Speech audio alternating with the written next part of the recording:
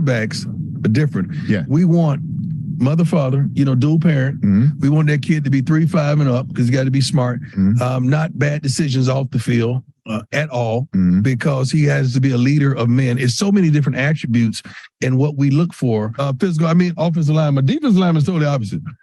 What do you mean? Single mama, trying to get it. He's on free lunch. I'm talking about just trying to make it. He trying to rescue mama. Like mama barely made the flight. That was Deion Sanders, some of y'all's hero. He was on the Black Millionaires podcast as other Black people were chuckling. Nobody challenged him, by the way. Imagine a white coach saying that.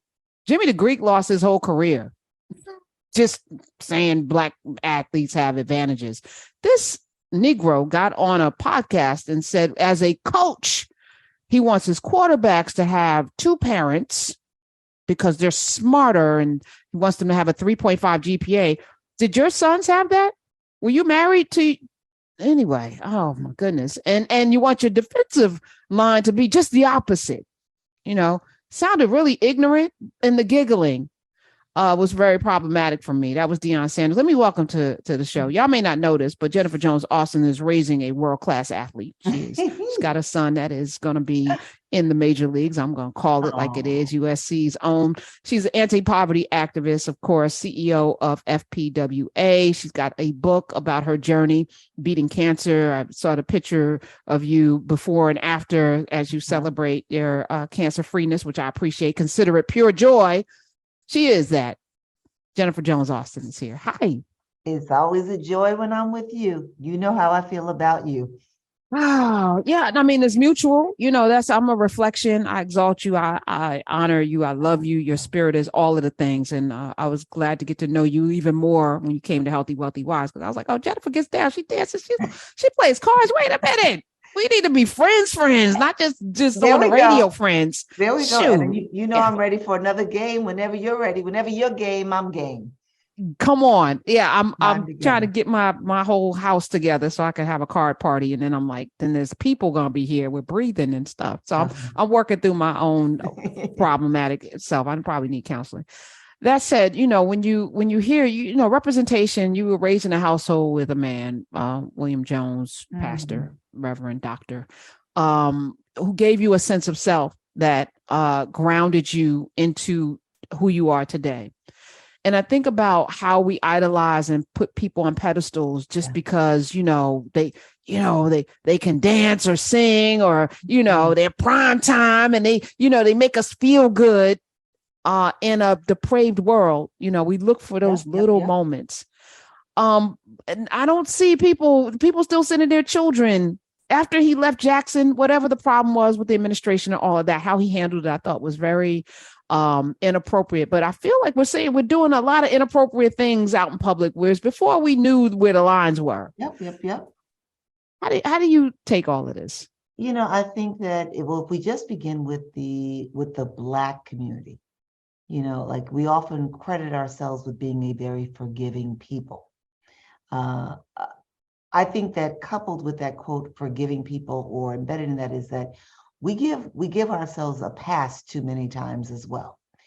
And what Deion Sanders said about, like what he wants, what I can appreciate as somebody who's engaged in the space of dealing with poverty and economic deprivation is that it is like from an economic basis, it's hard when you have moms, Black moms in particular, who are not paid their worth, raising children on their own. I can get like when you say like another income would be helpful in the house, another set of hands, another set of eyes, another positive role model. I get all of that. But I also understand and appreciate that there are a lot of, single-headed households where people are grinding and they are doing the best that they can and they're delivering for their children. I also understand that not everybody's in these situations where, maybe they're raising kids by themselves because of their own circumstances or because that's their desires. So when I hear Deion Sanders talk like that, I'm like, that's just ignorant. Well, that's ignorant, right? That's what some people say, that's ignorant. it's silly.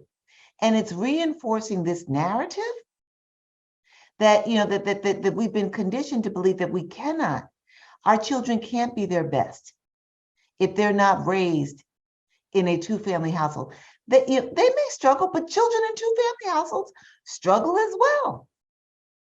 The So, fact that the fact that he said only his quarterbacks. I remember a time when Black people couldn't be quarterbacks because the NFL deemed Black men, not smart enough to be quarterbacks. And then Doug Williams was like, "Come on through, Grambling. Watch what I do. I'm going to win a Super Bowl." But he didn't get another chance. And then Warren Moon came, and then Randall Cunningham. Like, that's how old I am. I remember I can name every Black quarterback because it was such a rare thing. Now it's not a rare thing. Then it was like, oh, Jalen Hurts and Patrick Mahomes, first time two Black quarterbacks meet each other in the Super Bowl, because I've always understood that we are not psychologically or intellectually damaged or deficient in any way, but he's now parroting the same thing.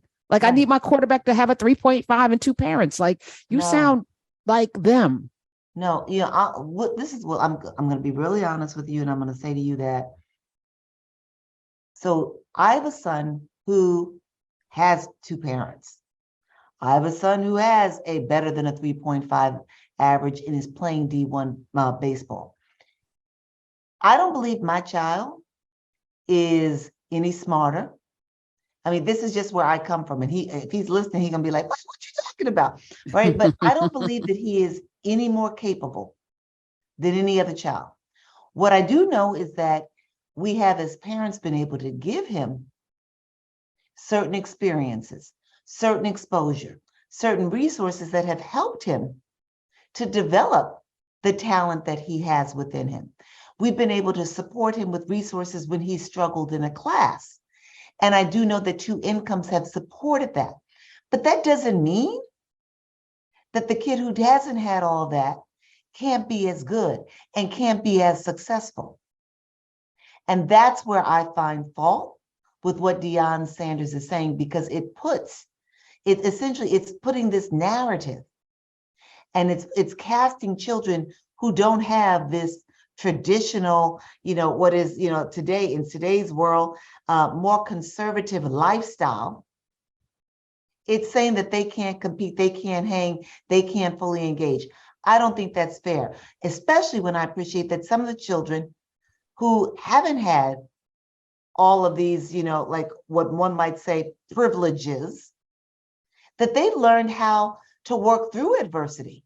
They may actually be stronger and better on that field because they know what it's like in the ways that some kids who've had, have had every advantage don't know. They don't know what struggle looks like. They don't know, what it looks like to, like whether it's to go to bed hungry or to feel like you're being rejected, whatever it may be.